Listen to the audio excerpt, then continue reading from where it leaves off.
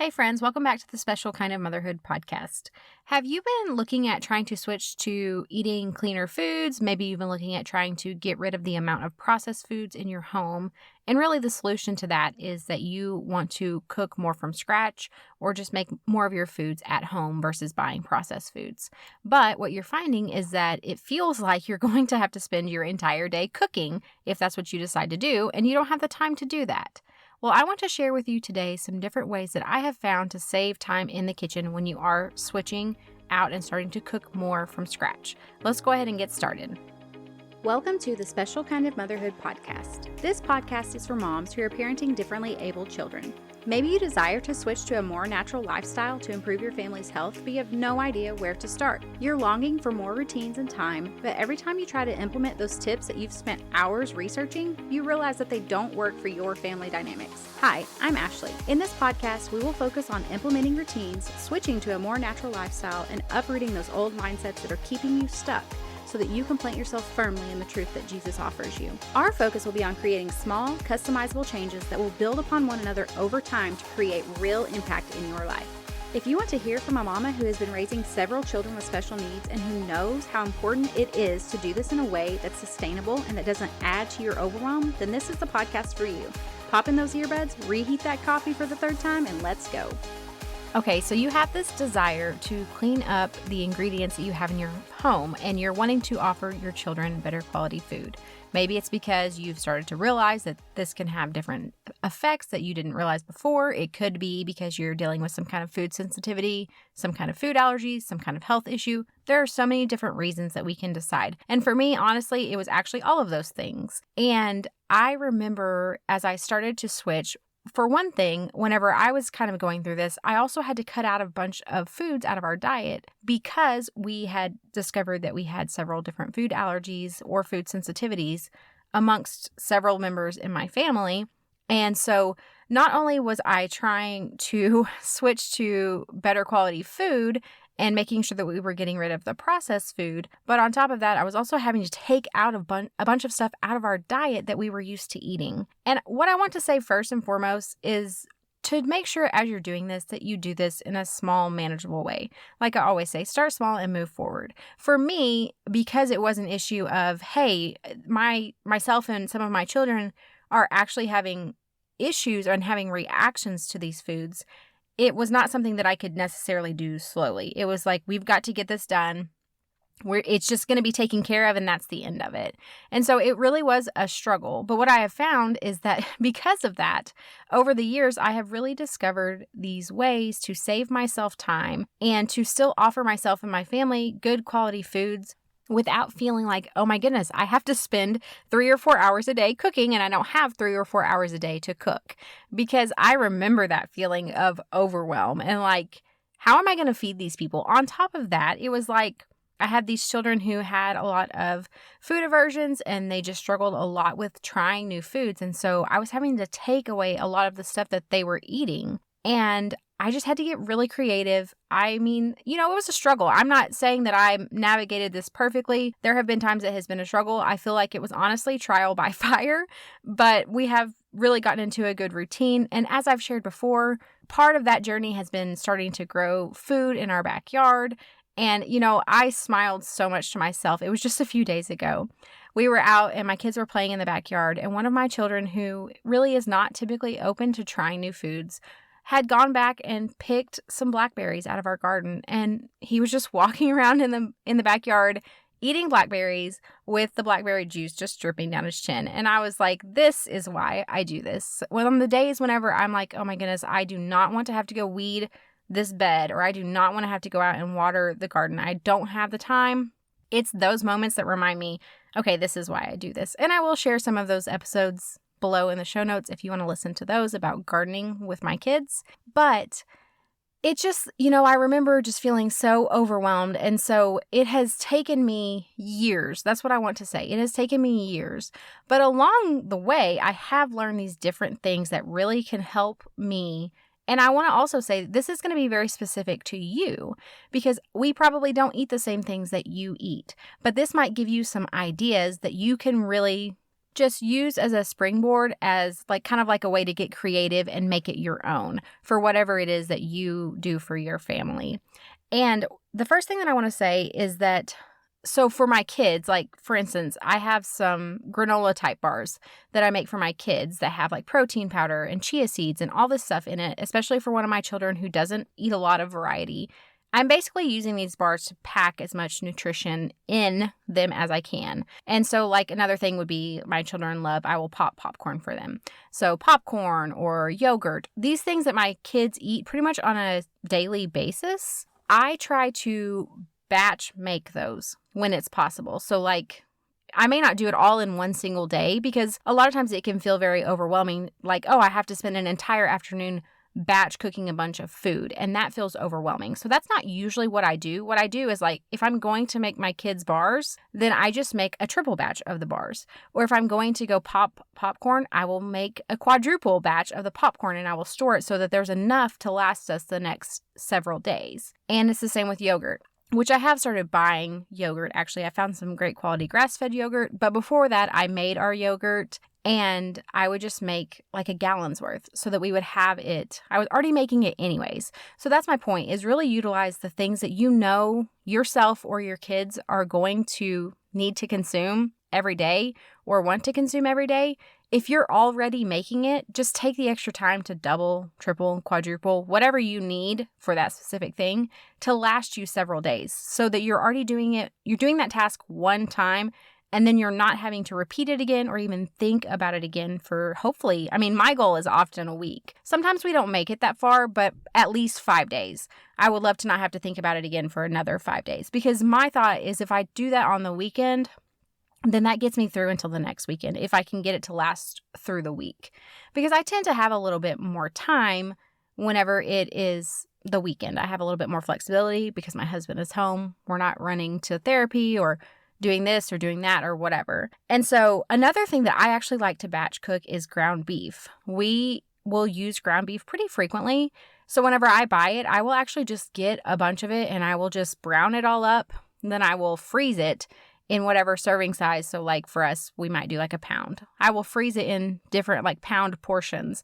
It's already cooked and ready to go because it's already ground up and broken up. It thaws out very, very quickly. I don't even have to worry about browning it. I can just throw it into dishes. Like it's quick to make chili, it's quick to make soup, to make tacos, to make some kind of Mexican dish, whatever, spaghetti. There are so many different things. And again, I would have already been browning some of that ground beef whenever I was going to cook dinner. So instead of that, I will just take like 10 pounds and I will brown it all at once. And then I'll just throw it in the freezer and it will be ready to go. This has also been really helpful because like if I'm caught in the middle of something else and my husband's going to do dinner instead, it gives him easy options that he can just pull out and quickly figure out something to put together. And I feel like that just makes it a lot easier. It's also nice because when you know you have that ready to go, it kind of helps you to resist that temptation to just grab something like if you were to eat out or to grab something at the store to quickly come home and make because you know you already have ingredients that it's really not going to take that long to throw something together. And so that has been really helpful for me in resisting that urge to buy something that, you know, often we try to convince ourselves that it would take less time, but usually it actually would be less time for us to cook the food, even if we had to brown the beef right then and there. But just having that already browned and ready to go, it just helps my mind to say, okay, this isn't going to take anywhere near as long. Another thing that I like to do is I will make gluten-free pancakes for some of my kids. And my husband has like one of those big, it's not a Blackstone, but it's very similar, griddles that we can cook a large quantity of food on at one time. And so that actually kind of expedites the process as well. Because I don't know about you, but I think one of the most painstaking things ever is to make a large batch of pancakes and then sit there and flip them one at a time. It takes forever. So I'm so thankful for my husband's griddle. And so what I will do is I will just, again, like quadruple the batch. And I will just hand my husband the batter bowl and he will go out and it will not take him very long at all. He will cook up all of the pancakes and then I will bring them in and I will freeze them individually. Like make sure that they're frozen through so they don't stick together. Sometimes when I'm feeling lazy, I honestly don't even freeze them individually. I just throw them all into a freezer bag and I throw them in the freezer and then I pull them apart, break them apart whenever a child wants a pancake. However, that's going to give you an option for something. Again, you can make sure you're getting some kind of good quality flour that you are using. You get to control what kind of oil you're using, so you're not using some kind of inflammatory oil. You get to have more control than just buying the pre-made pancakes that you would at the store. Plus, it's going to save you money, and you can just throw them in the freezer, have them ready to reheat whenever a child wants one. And that's worked really well for us because I can make a lot at one time. We can have breakfast for that morning, and then we have breakfast to last however long it lasts, and then we'll just do it again when we start to run out. And that has worked really well for us. You could also do this with like waffles, French toast, all of those types of things. Prepare a bunch ahead of time. Just for me, it's all about batch doing things as much as possible. And you're going to notice this theme. And that's why I said, try to look at this idea and then tweak it to your specific life. What can you, if you're already doing it now, what can you do more of when you're already going to be doing it to save yourself time later? Another thing that I like to do, and this also involves my husband's griddle, is and my husband will do it sometimes too, is he will put like a bunch of like sausage or bacon or something like that on the griddle, cook it up. Then we will scramble up a bunch of eggs, have plenty to last for several mornings so that we can just reheat them. And then that helps a lot during like the rush of the weekday. And you're not having to get up and either one, skip breakfast because you run out of time, or you're feeling like you're scrambling trying to find something to eat. You just already have some kind of breakfast, which is good, rich protein, heavy breakfast. I often will throw like carrots or some kind of veggie in there with it. We have some Swiss chard, or actually, no, sorry, it's rainbow chard that is in one of my planters, and it's right outside of our back door. And I have been loving having rainbow chard with my scrambled eggs in the morning. Another thing I love to put with like scrambled eggs and bacon would be like avocado, something like that. But just figuring out what it is that you have for breakfast a lot. And could you, if you're going to go ahead and make breakfast for like Saturday morning or Sunday morning, could you go ahead and just make quite a bit extra that will last you for several mornings to come, so that then that's not even in your mind anymore. You're not stressed out thinking the next morning, what are we going to eat for breakfast, or what am I going to eat? Or if your child is suddenly hungry and says that they want something, you can just pull out a pancake or warm up some scrambled eggs. Just something like that. It's just going to alleviate the amount of stress that you have and that tendency to feel like we have to be in the kitchen all the time because we have stuff already ready to go that isn't going to take long at all to go ahead and have on a plate and ready to eat. Another thing that I like to do is actually to cook up a few meals. I actually tend to do this on Sunday, but I will make up like 2 different meals basically and make a pretty large quantity of them so that then my husband and I can have them for leftovers for like if my husband wants to take that for lunch or something like that. But then also because of the way our week works, I tend to work on my podcast or like some different classes I'm taking. I do those typically on Monday and Tuesday evenings because that's the time that I have to do them. So for me, if on Sunday I am making up quite a bit of extra food, then like Monday evening when my husband gets off work, I need to start working on my own stuff.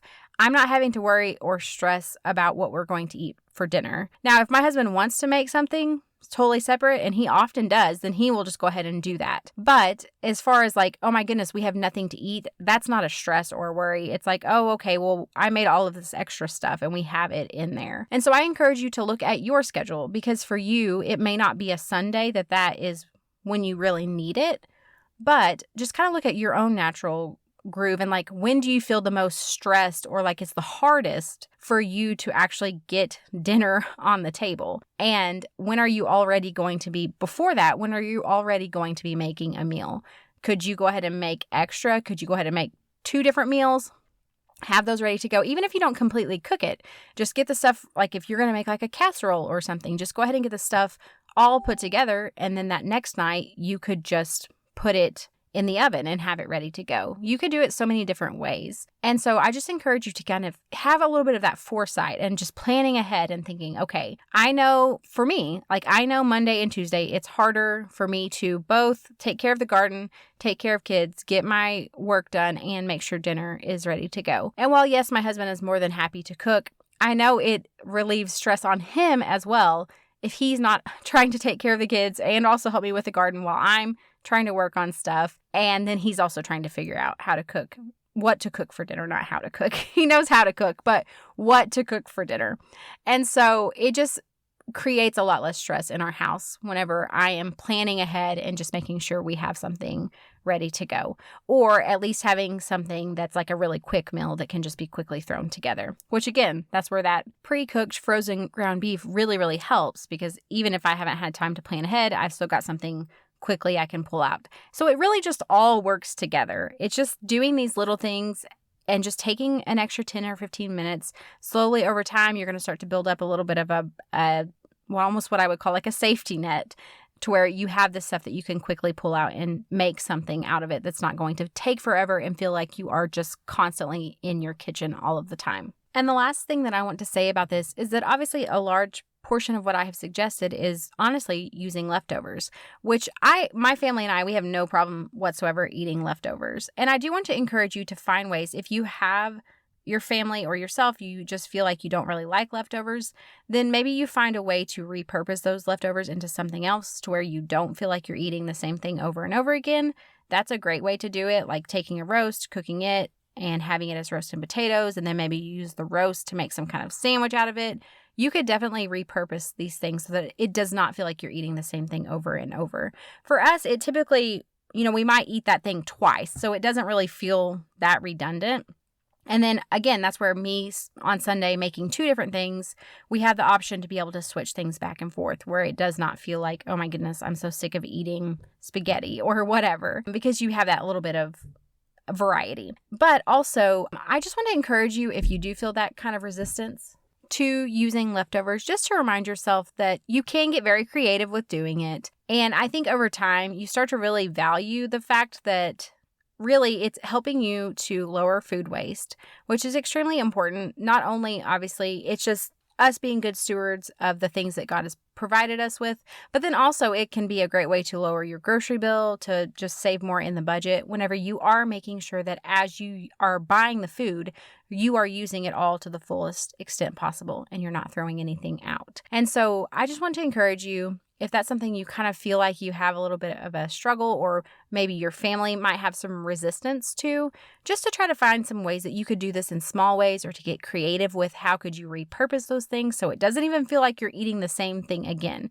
It is absolutely possible to do it and still feel like you're eating something new. Just get super creative. I would love to hear from you if there's something that you're going to start doing moving forward as far as these different tips I have suggested. If one of them really resonated with you, how are you going to tweak it to your specific family? How's that going to look for you moving forward? Come join us over in our free Facebook community. I will share the link down below in the show notes, and just share with us how this is going for you and what it's going to look like for you as you are trying to save time in your kitchen while still making home-cooked meals. I have so enjoyed chatting with you guys. I hope you have a wonderful week, and I will see you back next time. Hey, before you go, if you found value in today's episode or you learned something new, would you take a minute to share with someone else that you know would be blessed by it? I would also love it if you would leave me a review. This lets me know that you're enjoying the show, and I love hearing from you. You can connect with me further over on Facebook or Instagram. Until next time, rejoice in hope, be patient in tribulation, and be constantly in prayer. Romans 12:12.